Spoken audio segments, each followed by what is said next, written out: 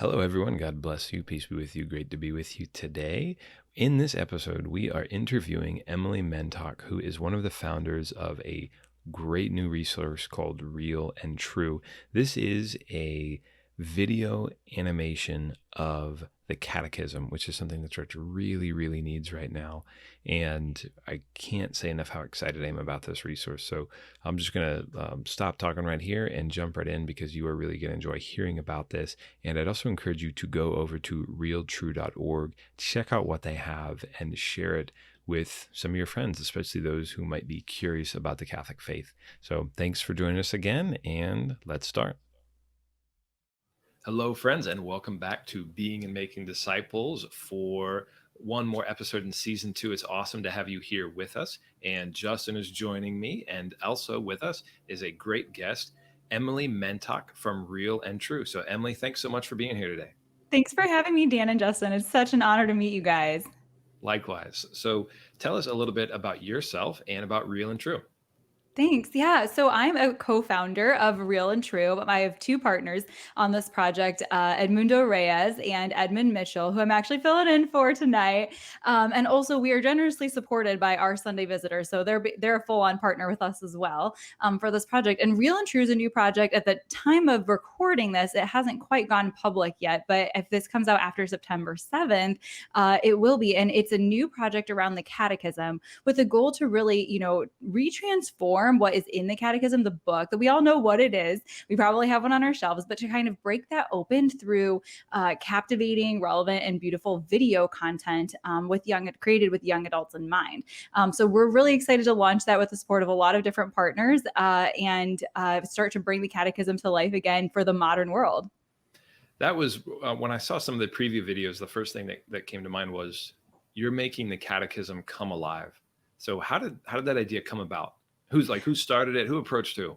That's a great question. It came together from the three of us kind of bringing it all together in different ways. Edmundo had been really inspired several years ago by the work that the Bible Project was doing. I'm not sure if you're familiar with them. Yeah, they're Yeah. based out in Portland. They're doing amazing work on the books of the Bible. And he tells this great story about how he was watching their videos and his kids. He's got almost four teenagers, like three, one's almost a teenager. And he was watching their videos because he just thought the animation was cool. He's really interested in their model. And his kids came and watched with him. They watched another one and then another video. And then they made a comment about how they learned so much. And this was years ago, it got his sort of wheels turning. He's a great innovator, and he started thinking, how can we take what the Bible Project has done well and do it for the Catholic Church? Well, completely separate from that, Edmund has always been a great innovator around the Catechism. He's so passionate about the Catechism. He had a project a few years ago called Reverb Culture, where he was really trying to get people to rally around the Catechisms, make it relevant to their life again, and break that open for people. And when I was experiencing my own sort of reversion back to the Catholic faith, I encountered Reverb Culture. Which was like a stepping stone in my journey back to becoming a practicing Catholic again. And then the three of us all met at the Catholic Creative Summit in Dallas in 2018. But then about 2 years later, we kind of connected again about this project during the pandemic. Edmundo and we worked together. We were just, had extra time talking about things, dreaming up things. What does the church need right now? And also 2020 was a hard year, even beyond the pandemic. There was just a lot of turmoil, a lot of noise, just kind of a rough year. And thinking about and praying about what could we do for the church? And we were started to think about what we might do around the Catechism specifically. We were really inspired by also what Father Mike Schmitz and Ascension Press were able to do around the Bible in a year and seeing how people responded to that. And, the Catechism is a great sort of natural next thing that you would then turn to after you've reopened the Bible. And we started thinking about that. And then we were like, oh my gosh, Edmund Mitchell, the coolest catechism guy around. We have to talk to him and see what he thinks. And so really it was the three of us having these very open brainstorming sessions about what we might do and feeling called to do something, when you get that sort of desire on your heart, that feeling called to do something big, like you guys probably did with this podcast. Yeah. And that led to us dreaming up something that would hopefully be a gift to the church.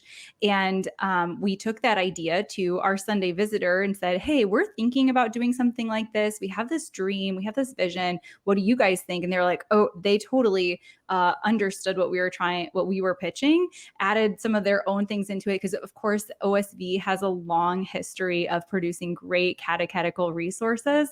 So they kind of brought their own thing to it and created this new project. Real and true. Nice. So it just caught their eye and they said, yeah, we want to do that. Yeah, I mean, it was talks that happened over a kind of a long period of time, developing the idea, making sure that it was aligned with everybody's sort of mission and values. But in the end, it's, what we're hoping to do with the catechism and what OSV is trying to do, not only with catechetical resources, but also in the area of innovation. It ended up aligning really well, and we were able to start working on it earlier this year. Nice. And was it a requirement to have your name begin with E? No, oh my gosh, that's so funny. I know. I don't know actually what is the female version of Edmund/Edmundo, but that I would have know. been too There's so funny. many. They sound like Mario and Wario, like alter egos of each other. Right? And Yeah. Mundo. Yeah, But it's true. yeah. Well, it's a really neat concept. I loved watching the sample video. I thought it was just a really unique way you went through the MAPS theme to break open the catechism, finding our place in the world. Thought that was really creative. I know, so all three of you kind of have a background in developing content like this, right? You met at the Creative Summit. Curious, because a lot of our listeners might be in a similar situation, they're trying to launch something new. What are some of the challenges you guys foresee in the project, and what have you guys planned around some of those things to say, hey, this might be something this might be a barrier to breakthrough. Here's how we're going to attack it. Yeah, that's a really great question. One of the challenges that I think when you're doing anything to do with catechesis is that there's good. Well, this is kind of what Edmund has explained to us too, when we were developing how might this project work. That there's good catechesis and bad catechesis, or better and not as good. I guess I should say, not straight up bad, but and so one of the things that we tried to be really intentional about was creating resources that would support good catechesis. So our videos are based around the Ecclesial Method, which comes from a book, The Mystery We Proclaim by Monsignor Francis Kelly. And the Ecclesial Method really tries to model how God reveals things to people, in stories of the Bible. So through 5 steps: preparation, proclamation, explanation, application, and celebration. There we go. And so one of the challenges that we anticipated was just, how do you take a catechism, the book, which is, it is a living voice, it is the living word. There's so many things in there that's not just a textbook, but that's how it's perceived. And how do we create resources that can be used in a living voice way as well? So it's not just about how do you take the text of the catechism and put it into video with cool animation and voiceover or anything like that, but how do you really kind of transform that in a way that's people can use? So I think one of the challenges that we were anticipating is just creating resources that real life catechists or real life people could use to share and support good catechesis, good sharing and teaching of our faith. And I guess the way that we tried to overcome that challenge is by putting a lot of thought into intent and intention around how can we present these videos both as a unit that support a certain section of the catechism, that build toward it, that break it open, go deeper, explain how it's relevant to real life, but then also any one of those individual pieces could stand on its own or be used by a catechist in their own creative way. But we'd love to get feedback from the people who might be doing that as well. Yeah, I was, blown away watching the video, because I think the video is something around 8 minutes. But I watched all that was happening in the video. I thought this took a lot of planning, because there's coming up with the theme. How do we decide on this MAPS theme? To start it off, then the animation, the narration, and then the follow up from the podcast. There's just so much that goes into it. But I mean, I think it takes that much effort to do something that's really timeless and valuable and can be used in a variety of settings, right? Because those different components. I mean, people, maybe that's something else we want to ask you is, how do you see people, using this content? Who and where and how? That's another great question. We see it being used in a variety of ways. So we think that there's definitely going to be a group, and probably a lot of the people who listen to this podcast, people who are responsible for, making disciples in a lot of ways, who will understand what we're doing, who will see, the method that goes into it, and Oh then yeah. can get creative about how they might use it. So we have 4 videos in each unit, and a unit is sort of taking a section of the catechism that we're focusing on. We broke the whole book into 48 sections. Each pillar has 12 sections. And so a unit is like the first of those sections that we kind of came up with, because there was a lot of thought that they put into even structuring the book. We try and model that as much as possible. So each unit has this, thesis, this theme. And if you were teaching on that thesis or related to one of those themes, we would want you to be able to take an explanation video and do your own sort of preparation activity, depending on your audience, make it relevant to them, because people, and that person-in-person engagement, how important that is. And then you could show that video to then explain the topic that you were covering. Or if you wanted to use, for example, the proclamation video, like the maps, like you said, you could use that to sort of break open the topic, help people start thinking, well, what is like the purpose of life here? What do Catholics believe is the meaning of life and why God has created us? And then you could have your own discussion about it. Or you could really put all of those videos together. So we see them being used in a way that both formal catechists who will understand that could structure them into how they're planning. It's not a curriculum, because we're not trying to sort of mandate things like that. It's not a replacement for a textbook. It's just resources that we think will work really well for the people who are trying to do this work. But also we thought about how do we make them, relevant for the modern world, which means that they need to be sort of shareable on their own as well. How a person who, we kind of have started using the term informal catechist, right? You guys, you talk a lot about the Great Commission. Jesus told all of us to go and make disciples of all nations. And we're all called to do that, just in different ways. Not everyone's in formal ministry. But that if you were watching that video, or if you have a friend who's starting to be curious about more about their faith, or open to hearing more about their faith, or talking more about it, that you could send them one of these resources or point them to Real and True and let them explore. So we really see it being used in 2 ways. That's one of the things I like about it the most, is that it is shareable content. Like a 37-minute explanation of a part of the catechism is just not shareable, because if you send that to, like, if somebody sent me a 37-minute video, I would sigh I'd be like, I don't want to watch. I don't have 37 minutes to give to, which is silly, because I will cumulatively watch 37 minutes worth of YouTube videos, but only if they're in 5-minute segments or 8-minute segments. So one of the first thoughts was, this is perfect because it's bite size, and it fits with people's attention span. And I mean, like you said, Edmundo was watching the Bible Project videos with his kids. I could see people watching these with their kids, like of any age, or just sitting down and ripping through 10, 20 of the videos, because they're short enough that they'll keep your attention, and then they're going to pique your interest, and they're going to make you watch more. And then the other thing I loved about it was, at least when Edmund explained this to me, was the approach of how, like, all the resources that come with a video, because it's not just a video, and that is unique. Like, I don't know any other resource out there like that. It's that bite-sized video, and then it kind of comes with the accompanying material that's great for formal catechesis. Could you talk a little bit more about that? Yeah, so we kind of package them together in these units, and so to help people see all the ways that they might explore it. So one of the best resources we're trying to create for those more formal catechists is what the 4th video, which is really our podcast. And anyone can listen to it. It's like this. It's conversational. I think anyone could get a good time out of it. But that's where we really in the podcast explain some of those decisions that went into the scripting. Why did we pick a maps theme? Why are we careful to never let it be so straightforward as an analogy? Or what didn't make the cut? What was a part of the catechism that we really struggled to transform into a script for the explanation video? And then, talking also what stood out to us, what were we really called to focus on? And I think that's a great resource for catechists to sort of join in the conversation, to see how, any individual piece that we're doing is tying into that larger mission or building toward it. And then, of course, when we'll be sharing these videos on social media, it won't just be, on YouTube or on our website. The main videos are there now, but we'll have all these different social pieces that are even more shareable. What's our vertical sort of social cut that might even be more accessible to people? What are the catechism quotes that support this thesis that we're building toward that we can share in a social graphic, and trying to give people all the resources that they might need in one place, whether it's on our feed, on our website, or in a newsletter, or in the podcast, because all of these resources, I don't think I've said this yet on the podcast, but they're completely free, right? They're just on YouTube. They're just going to be on our social channels and our website. Anyone can use them, because our dream was for this to be an innovative gift to the church to support the work that many super talented people in ministry could probably use for some good. So that's been our dream.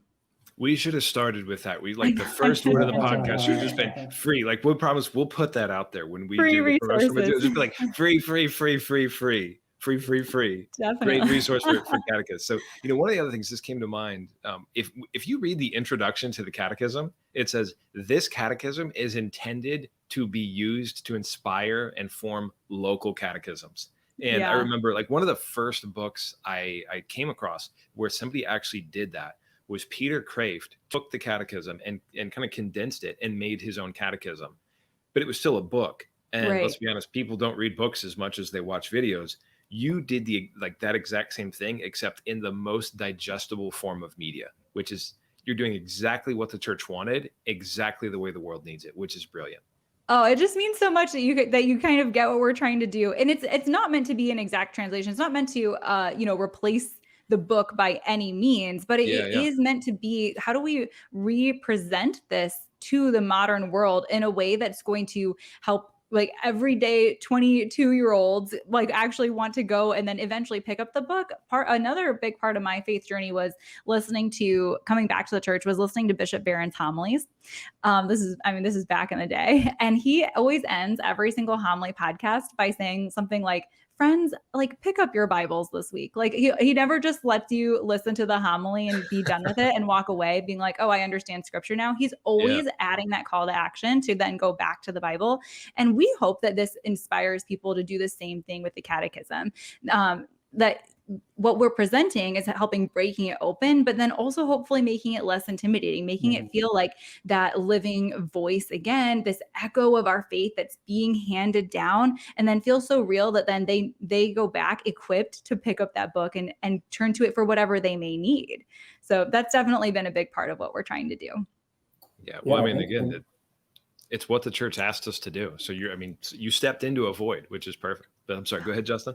Yeah, I think in a way, though, it can also challenge catechists a bit. Because I think one thing that can be something we rely on too much is the textbook in our hands. We say, okay, just give me the script. I'll just read this and that will accomplish my task. But Jesus sent people. He didn't send textbooks. So what you're doing through this resource, saying, hey, here's a tool for you. And really, it can't be just played and you just sit there and let it be. It's interactive. So, it's like a tool in the tool belt of a catechist or an evangelist or whatever you'd like to call yourself. It's a tool in your tool belt to say, hey, for my youth ministry, let's watch this video. It'll be a good launching point. It's also giving people analogies to use to transmit the faith. And then I can send out these podcast links later during the week, so it's putting tools in their tool belt and letting them be the captain of the ship, so to speak, in that local level you were talking about, Dan. Oh, something you just said just totally stood out to me. And I can't remember who said this quote. If Edmund was here, maybe we can find it and put it in your show notes or something, because I can't remember who said it. But there's this great quote. It may have been Pope Benedict, but I'm not positive. But about how the catechism is like a violin that, a violin is beautiful, but if it's just sitting there and it's like violin box on velvet, it's just it's not doing what it was created to do. And that, Emily, that was my quote. That was your quote. Brilliant. Totally brilliant. Yeah. And then if you pick it up and play it, it makes this beautiful sound that's just can just go around the world. But you gotta know how to play it. You gotta be a good, exactly. That's an awesome analogy. Whoever did really say it. I know. I need to look it up. We can take that analogy a little bit further, and a violin in the wrong hands is torturous. And if you had somebody who's just a viola player, I learned viola because I thought viola was cooler than violin in elementary school. Yeah. But if somebody just picks up the catechism, was like, I'm going to read to you from the catechism, so And you will No, you love should it. be able to You like will almost, love it so much. yeah, like proclaim the catechism. Like you can't go through a paragraph of the catechism without encountering scripture, saints, church fathers, something brilliant beyond just those pages. Like the work that Yeah. went into that is unbelievable. Right. And I want to go back to the ecclesial model that you talked about, which I think is really, really important. If I remember correctly, it was something like prepare, proclaim, and then there were the middle step was something, and then there was celebrate and Celebrate was the last step. like embody or enact or like live it out. Yeah, so there's the preparation, proclamation, explanation, Mhm. application, and celebration. So Okay. I like and it. the one that always I remember, because there's a lot of different ways that you could find like in the Bible of how God has revealed things to, his people through this method, or the method models the way God has done this, is like in the Annunciation, like how the language that the conversation that the angel was having with Mary, to first prepare her when he greeted her, and then to proclaim this is what's happening, and then she was like, how can this be? And then he explained what it means, and then he told her like how to go with, like, what to do, go and see Elizabeth, like how to apply it to her life, what did she need to go and do. And then I'm totally butchering this. Edmund's No, no, gonna no, you laugh got when it. he It's hears this. perfect. And Yeah, then yeah. the celebration, then the way she then glorifies the Lord back in response. And so that method is, we don't have 5 videos per unit, but that really informed the way we structured our scripts, the way we kind of came up with the videos that we do have. Yeah, you can see that in Emmaus too. Like Jesus draws near. Like this is what God does on every level. So the macro level to the micro, like the way he draws near to us and prepares us, like he prepared the world for the incarnation. So when he encountered those disciples on the road to Emmaus, he prepared them, and then he proclaimed the gospel to them. Like it was right there before them, and then they just didn't even understand it. Yeah. And then like I guess you could say he showed them how to apply it, but then definitely he celebrated with them, and like I mean, what greater celebration? And just Right. thinking like that's the way we should approach evangelization all the time. Like the first thing we do is we prepare people to receive the gospel and prepare them for that proclamation, because otherwise, like if we just like walk up to a stranger and say, I'm going to proclaim the gospel to you, and we just start right off Right. with a charisma, that makes no sense. Like that, they might not even Right. speak English. So we prepare that relationship, that space. And then after we prepare, kind of deepen that, and we allow that understanding and that explanation to grow and faith to mature. And this is the model the church is holding out to us. So Yeah. um, And I that's should, it's so the direction we're turning in too. This is going to be like a total church nerd moment, but in the bishops' meetings that were happening this summer, they introduced the term, or maybe they didn't totally invent it in that moment, but it's the first time I had heard it, and we've been doing this for over a year now, of evangelizing catechesis. And really, the church has had this great focus on proclaiming and doing evangelization now for several years through a lot of amazing, like, different apostolates and ministries and good parish work as well. We've embraced that, but then we need to also have good catechesis that marries that like completely with this, being totally charismatic. The pulsating heart of the catechism is Jesus. Everything in there points back to Jesus. But we need to have good catechesis for renewal in the church. So another section from a quote from the prologue of the catechism that this first unit that you guys have seen of videos points to is that in periods of renewal in the church are always intense moments of catechesis. And that really stood out to us too, that if we need renewal in our church right now, we need to have good catechesis, good evangelizing catechesis. And that was one of the reasons why we just felt so called, so inspired to do this right now. Well, I awesome. just hope, Emily, that those who find it see it as that tool, because I think a lot of the content that's come out lately, whether it be Father Mike Schmidt's Bible in a Year or something else, it's very easy to be just a consumer of it. Click it, watch it, move on. Click it, watch it, move on. Maybe send a link to a friend. But hopefully, folks, as they encounter this tool, things start clicking in their heads, and hopefully leaders in catechesis and evangelization help them see this is not just for you to consume, it's for you to consume, then share, which is not the Eucharist itself, right? We are there to consume Christ and then share him with the world. And that's what you're asking folks to do with this resource as well. Yeah, definitely. So if you could go back to that like young Emily who had just had her faith reignited, how would you explain this research to her, and how would you want her to use this to share the faith with her friends? Oh, that's such a great question. So, one of the things that stood out to me about the work that Edmund was doing as a kind of a passion project back then was that like you said, it was more shareable. There's a lot of resources in the church that have been created so that catechists understand them and can use them. But for the modern world, it's sometimes a challenge to find things that are truly innovative, or the quality can stand up against, things that my peers who or my friends who would not be embracing their faith yet, that I mean, they would roll their eyes at it, right? Yeah, yeah. And I think what I would be so excited to share with the younger version of myself who is just experiencing this is something that, as all these other people in my life were saying, like, what's going on with you? Why are you changing so many things about your lifestyle? Why are you living differently? Because, you notice those things. And that and because I wasn't not super well catechized, I didn't have all the answers to the faith that they were asking me.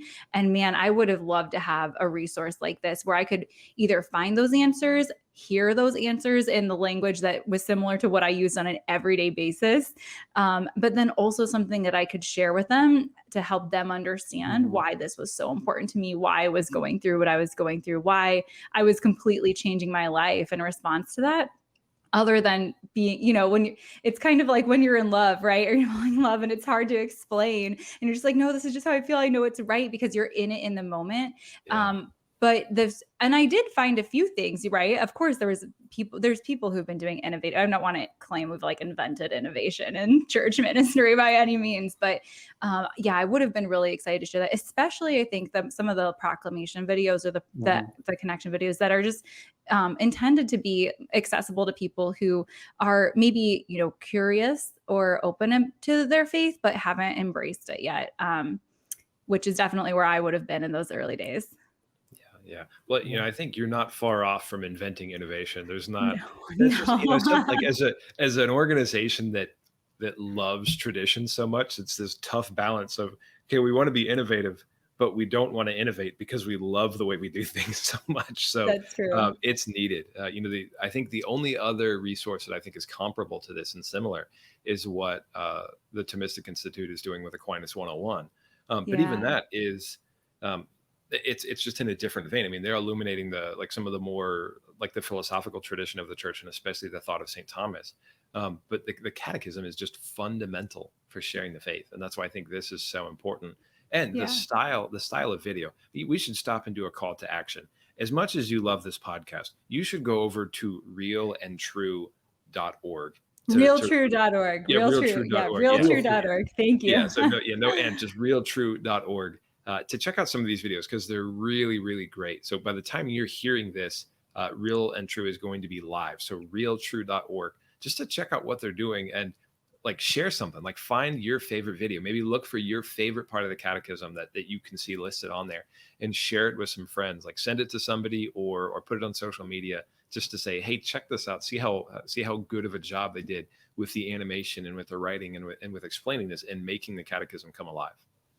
Oh, I'm so honored. Thank you guys so much. And I think that one of the great joys about this project, and it sounds like there's some other places doing this as well, but innovation around some of the greatest resources we already have. It's not about totally reinventing the wheel. We're not trying to come up from scratch. How do you spread the faith in 2021? It's how do we go back to the source through the gifts that the church has given us, especially the catechism. It's not even that old. Where the 30th anniversary is just next year of the catechism we have now. And so it's really, how do we make the most of these gifts that we have and share them and build on them in innovative ways, and rather we don't have to do it starting from nothing. So that's been a great joy of this project, and I think there's probably so much potential for others to do the same as well. Yeah, I like how at the end of the video you didn't hide, this is from the catechism. And I think that's helpful this day and age too, because sometimes, it's just good for people to know that, by the end, we're Catholic. This is the catechism. Let's keep the conversation going. I think that really resonates with young adults this day and age. Definitely. So I was curious, what platforms is this going to be available on? So if people wanted to consume it or watch it, how would they do that? Oh my gosh, all the platforms. So we have our website. We're on YouTube. We are going to be we have Facebook, Instagram, LinkedIn, Twitter, TikTok, Spotify, Amazon Music, with our podcast. There's pretty much everything. I'm probably more likely to forget a social media platform than we are to not be there. Gotcha. And also another thing that we haven't mentioned before this is that this is a global project. So actually we'll be having it in 4 languages. So English, Spanish, Portuguese, and French. At launch, we will Wow. definitely have the English and Spanish is already ready. And then I think hopefully even by launch, but if not shortly following, Portuguese and French as well. Again, just part of, we felt so called that this was not some kind of like content project where, that we're trying to make money off of, or some sort of curriculum that people need to buy to use. We're really trying to make it free and available to as many people as possible. And that was part of the vision with OSV as well, to see this as a global resource, and by translating it in all those languages. So also, if you're looking for resources, not only on all those platforms in English, but on our YouTube channel, you can also find the videos in Spanish, French, and Portuguese. Thanks be to God. Like to me, that's evidence that this is the work of the Holy Spirit, that you had this great idea and you're not immediately thinking, how much money can we make with this? Because how many good ideas in the church are hamstrung because somebody thinks, oh, I can make a bunch of money by offering this to Catholics, and they'll definitely spend the money because they love spending money to try to solve a problem. And instead it's saying, here's a free resource. Like we're not charging for the gospel. Right. And even the people who don't even necessarily think about how to make money for themselves, but even just funding, we have just felt so led by the Spirit in the way that God has opened doors for us, the way that we have this partner in OSV who shares this vision and dream for the way we'll be transforming the world with this. And there are ways you can support the mission. You can, like, don't get me wrong, you definitely can go and give to support the project so we can keep making videos. But honestly, the best way to support the work that we're trying to do, or if this is resonating with you in any way, would be to go and to share the videos, watch the videos, share the videos, tell us what you think, so that we can keep doing this better for the whole world, for the church. Yeah, absolutely. So again, our second call to action, if you haven't yet already, head over to realtrue.org. That's REALTRUE.org.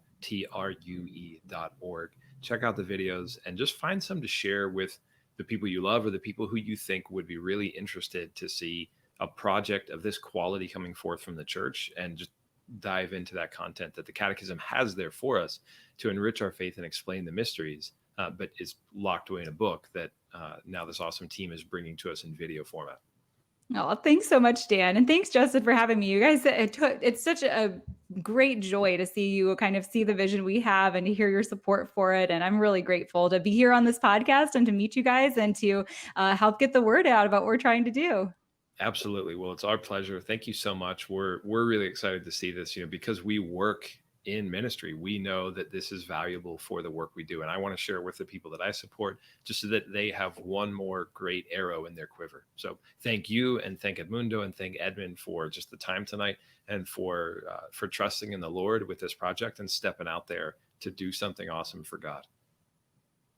Great. Thanks so much, guys. God bless. Thanks, Emily. You too. God Thank bless. you.